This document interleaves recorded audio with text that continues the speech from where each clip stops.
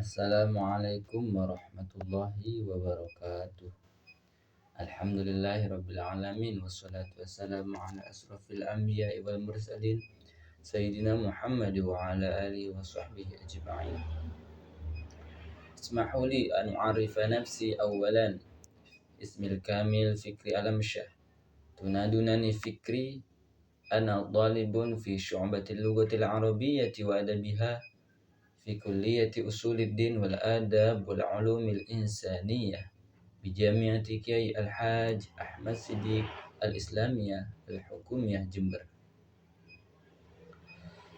Pada kesempatan hari ini saya akan sedikit menjelaskan tentang fikih lughah, yaitu tentang pengertian dari fikih lughah itu sendiri dan juga perkembangan secara singkat dari fikih lughah tersebut. Baik, untuk pengertiannya, fikih lughah itu terdiri dari dua suku kata, yaitu antara kata fikih dan juga kata lughah. Kata fikih ini berarti memahami, al-fahmu, atau juga al-ilmu bisyai', memahami sesuatu. Sedangkan untuk kata lughah itu ada beberapa definisi. Ibnul Jinni mengatakan bahwa lughah itu aswatun yu'abbaru biha kullu qaumin an a'radihim, yang mana berarti bunyi yang digunakan oleh suatu kaum atau masyarakat untuk mengungkapkan maksud mereka. Ada juga ulama yang mengatakan bahwa lughah itu al-makna maudu'un fi sautin, suatu makna yang diungkapkan dalam bentuk bahasa atau dalam bentuk bunyi, bukan bahasa, bunyi, saut bunyi. Ada juga yang mengatakan lughah itu kullu lafdin wudi'a li maknan, setiap lafaz yang diungkapkan untuk suatu makna yang tertentu.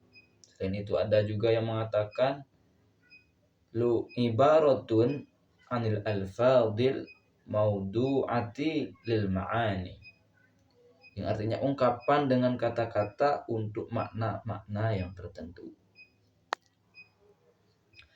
Sedangkan jika dikaitkan antara fikih dan lughah, yaitu fikih lughah itu secara bahasa artinya adalah memahami bahasa serta hakikatnya. Sedangkan secara istilah, dalam singkatnya itu berarti ilmu yang mengkaji bahasa. Nah, bahasa ini terkait dengan objek-objek serta problematikanya.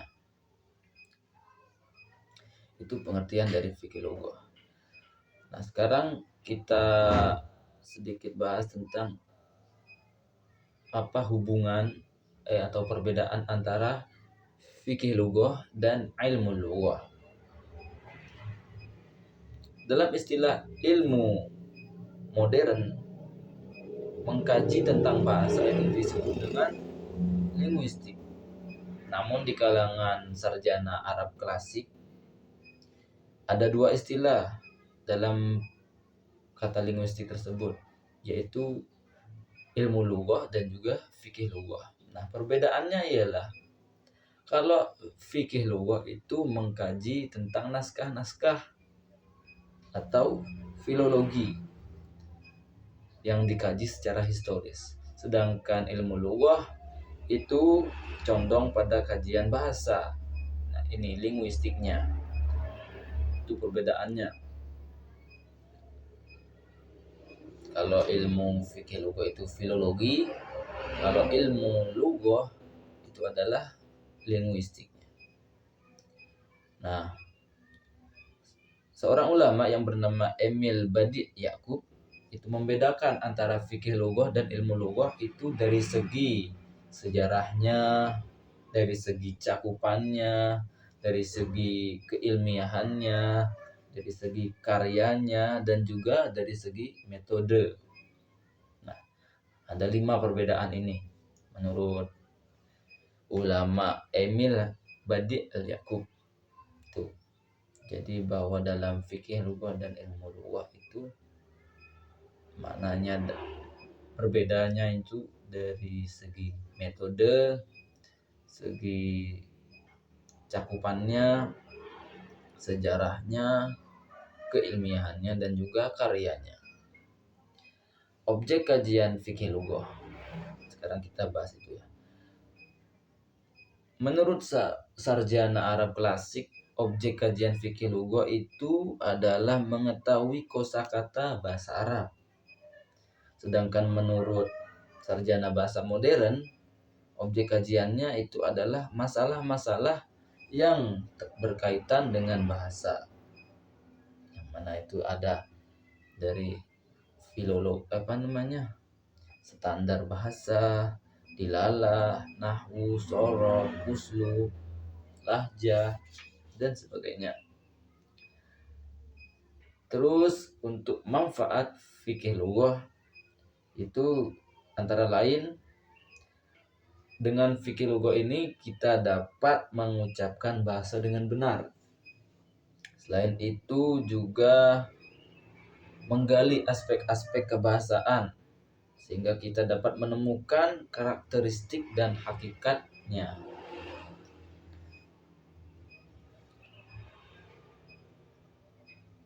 Manfaatnya yang lain adalah membantu ilmu-ilmu yang lain, karena ilmu fikih lughah ini berhubungan dengan beberapa ilmu. Antara lain adalah hubungan dengan ilmu kedokteran, yang mana fikih lughah ini mempunyai peran dalam menjelaskan proses produksi bunyi-bunyi bahasa. Nah, kita tahu bunyi-bunyi bahasa ini itu dengan ilmu fikih lughah.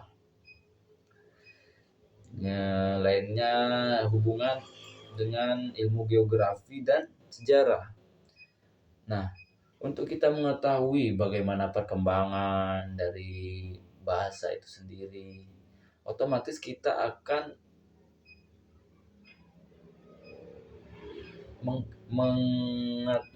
harus mengetahui juga ilmu tentang geografi dan sejarah.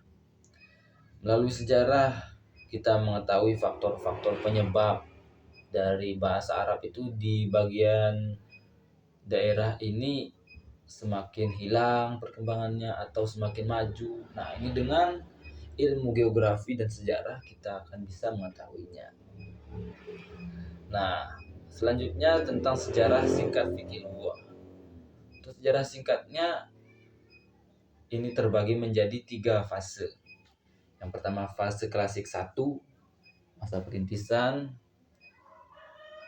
yang mana fase ini dimulai pada tahun 2 Hijriah. Ini dikarenakan adanya lahan yang disebabkan karena berinteraksinya bahasa Arab dengan masyarakat Arab dengan masyarakat luar. Terjadi lahan atau kesalahan berbahasa. Inilah yang menjadi cikal bakal lahirnya ilmu fikih lughah tersebut. Ya, di dalam fase klasik ini ada 2 karya yang menonjol, yaitu Al-Ain yang berupa kamus dan juga kitab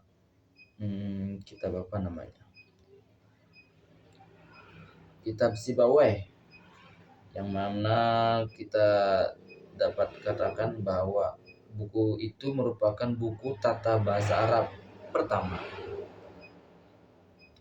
Ya, untuk pengarangnya, kalau yang kitab Aini itu pengarangnya adalah Khalil bin Ahmad Al-Farahidi.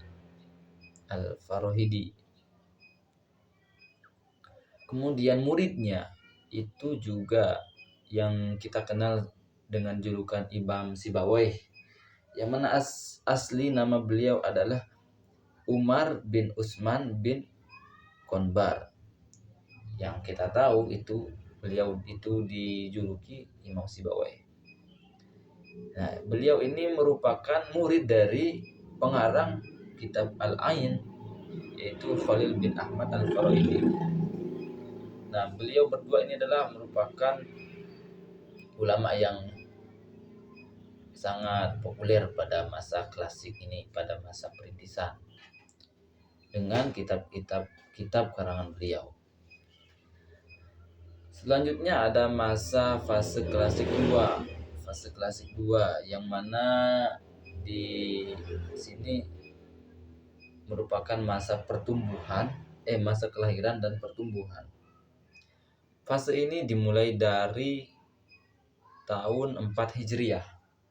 Jadi kalau yang fase klasik 1 itu dari 2 Hijriah, kalau yang klasik 2 dari 4 Hijriah. Jarak 2 tahun ya. Fikih lugah ini mulai berkembang.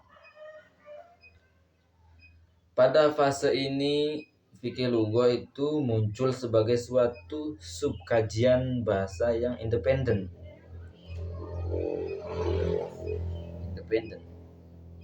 Nah, di antara beberapa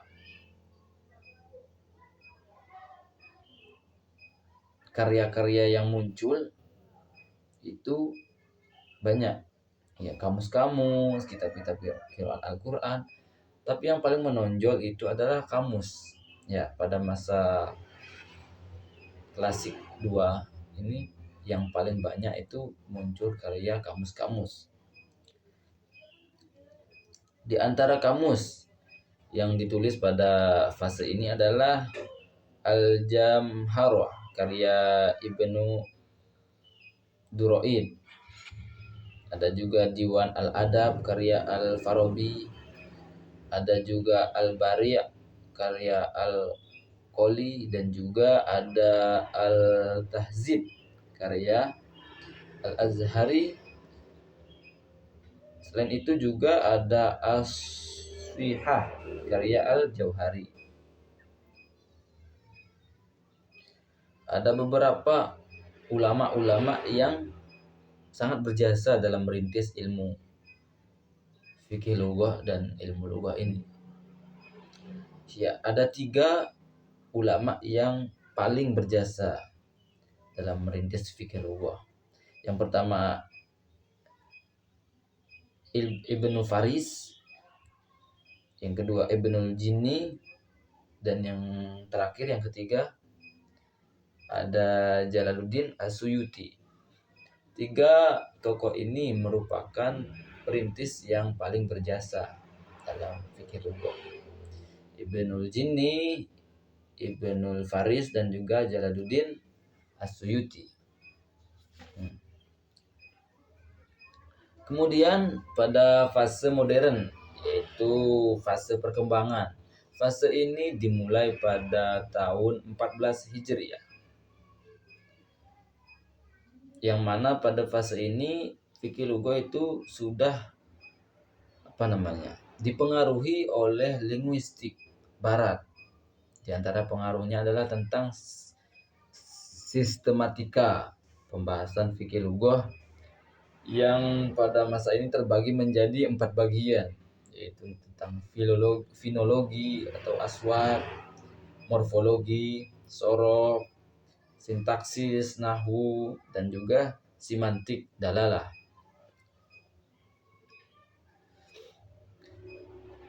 Pembagian kajian linguistik pada masa modern ini terbagi menjadi deskriptif dan juga historis.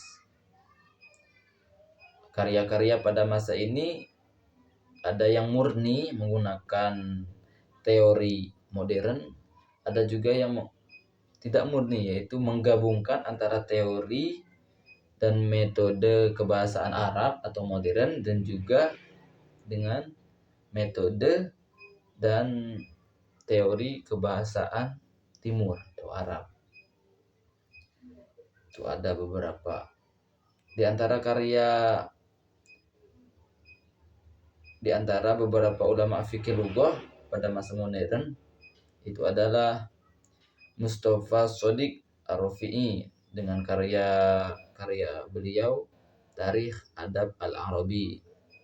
Ada juga Ibrahim Anis dengan karya beliau Min Asrar Al-Lughah. Dan juga banyak lagi beberapa ulama lain beserta karya-karya beliau. Baik, pada kesempatan ini mungkin cukup sekian yang bisa saya jelaskan. Kurang lebihnya mohon maaf. Wabillahi taufiq wal hidayah. Wassalamualaikum warahmatullahi wabarakatuh.